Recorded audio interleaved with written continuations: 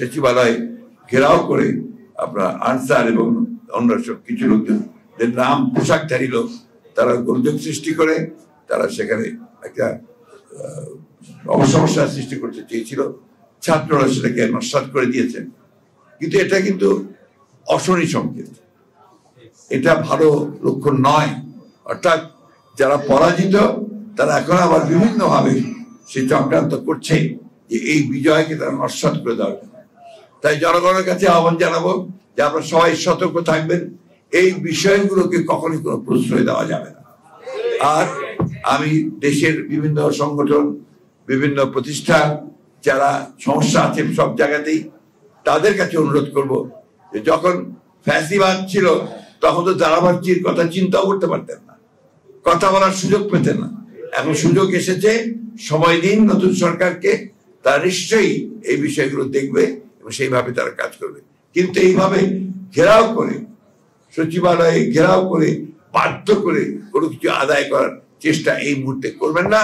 জনগণ সেটাকে ভালো চোখে দেখবে না। থেকে টাকা নিয়ে ব্যবসা বাণিজ্য করে আমাদের সর্বনাশ করবে, আমাদের ছেলেদের গুলি করে মারবে, এটা আমরা আর দেখতে চাই না।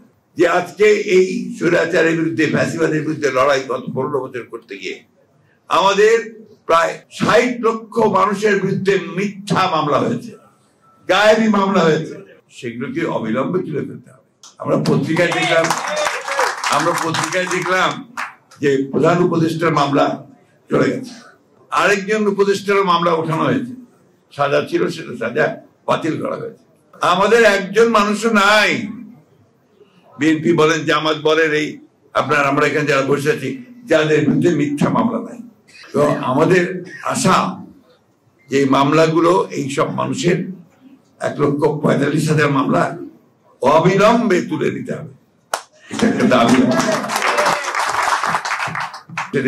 আইজিপিও বলেছেন যে পুলিশকে জনগণের পুলিশ তৈরি করা হবে এবং এটাকে আইডিয়াল পুলিশ তৈরি করা হবে।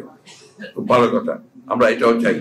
আমাদেরকে এখন অত্যন্ত ধৈর্য ধরে, অত্যন্ত সতর্কতার সঙ্গে কিন্তু পা ফেলতে হবে। যে সরকার এসেছে, এই সরকার অবশ্যই কাজ করার জন্য এসেছে, সেই কাজ করার সুযোগ তাদেরকে দিতে হবে। এই কথা আমরা বারবার বলছি যে আমরা যৌক্তিক সময় অবশ্যই তাদেরকে দিতে চাই, এবং নির্বাচন ছাড়া তো কোনো সম্ভব নয়।